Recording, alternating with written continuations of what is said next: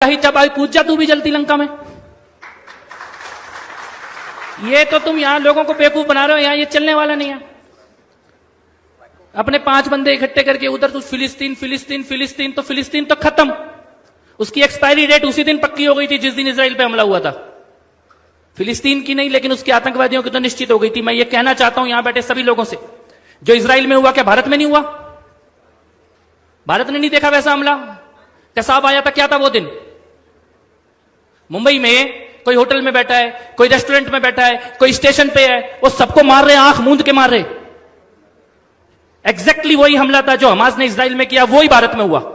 और एक बार नहीं हुआ, ये दिल्ली के कनॉट प्लेस में हुआ, लाजपत नगर में हुआ, सरोजनी नगर में हुआ, घंटाघर में हुआ, मुंबई में हुआ, पुणे जर्मनी बेकरी में हुआ, हैदराबाद की गलियों में हुआ, बेंगलोर की गलियों में हुआ, संकट मोचन हनुमान मंदिर, सब जगह हुआ।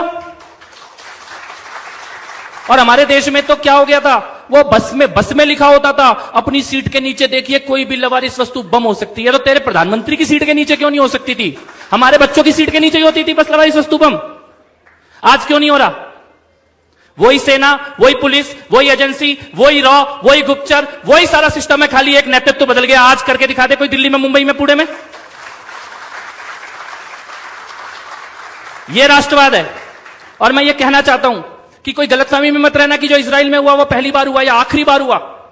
जिस दिन अयोध्या में, मथुरा में, काशी में मंदिर गिराए गए होंगे ना, उस दिन अयोध्या, मथुरा, काशी की गलियों ने वही आतंक देखा होगा जो इजराइल ने देखा था। आज से 100 साल पहले मोपला में, केरला में तुर्की के खलीफा के नाम पे 10,000 लोगों को मार दिया गया। उस दिन केरला की गलियों ने वही आतंक देखा जो इजराइल ने देखा था। डायरेक्ट एक्शन डे के दिन कोलकाता की गलियों ने वही आतंक देखा जो इजराइल ने देखा था। और 89-90 में कश्मीरी पंडितों ने वही आतंक देखा जो इजराइल ने देखा है। कोई यहां पे बैठ के अगर हमास के या फिलिस्तीन के साथ खड़ा हो रहा है ना, वो हमास या फिलिस्तीन के साथ खड़ा नहीं हो रहा, वो तुम्हें मारने और काटने वालों के साथ खड़ा हो रहा है। और ये बता रहा है कि जिस दिन तुम्हें मारा जाएगा उस दिन वो कहां खड़े होंगे। कोई गलतफहमी ना हो इस बात की, चाहे वो ओवैसी हो, चाहे वो कांग्रेस हो। कांग्रेस, ये जेएनयू के अंदर इन्होंने नारे लगाए हमास के समर्थन में, एएमयू में मार्च निकाला गया। मैं पूछता हूं, जिस दिन संसद पे हमला हुआ एएमयू ने मार्च निकाला था क्या? जिस दिन दिल्ली में बम ब्लास्ट हुए एएमयू में मार्च निकला था क्या? जेएनयू में मार्च निकला था क्या? कांग्रेस पार्टी ने कुर्ते फाड़े थे क्या? यानी देश के अंदर आतंकवादी हमले हुए तो इन्होंने कोई मार्च नहीं निकाला, किसी ने जेएनयू में, किसी ने एएमयू में, कोई वामपंथी, कोई कम्युनिस्ट नहीं निकला।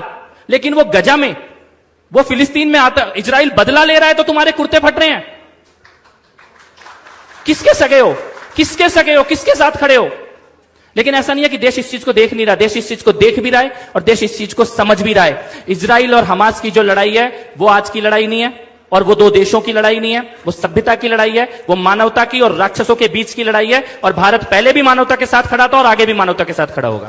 लेकिन कपिल जी, आपकी बात, मैं इसी बात से एक सवाल आपसे करना चाहती हूँ। हमारे यहाँ तो हर बात में बीच बीच में लोकतंत्र खतरे में है। जब आप देश की बात करते हैं, चूंकि आपने दिल्ली दंगों का भी जिक्र किया, सेक्युलरिज्म बीच में ले आया जाता है। नहीं, अगर ऐसा हुआ तो लोकतंत्र खत्म में होगा, बड़ा कदम उठाया तो देश का क्या होगा?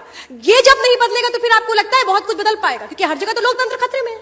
नहीं, देखिए, लोकतंत्र का नारा लगा रहे हैं, लेकिन खड़े किसके साथ हैं? जो लोग आज हमास के साथ खड़े हैं भारत में, वही लोग दिल्ली दंगे में ताहिर हुसैन और उमर खालिद के साथ खड़े थे। वही नाम, वही वकील, वही उससे 4 साल पहले पीएफआई के लोगों के साथ खड़े थे, वही उससे पहले सिमी के लोगों के साथ खड़े थे, वही अहमदाबाद ब्लास्ट में आतंकवादियों का केस लड़ रहे हैं, वही कसाब के लिए पेटिशन साइन कर रहे थे, वही याकूब मेनन के लिए कोर्ट खुलवाने वही लोग हैं। नाम भी वही है और धंधा भी वही है, चाहे वो नेता हो, चाहे वो पत्रकार हो, चाहे वो वकील हो।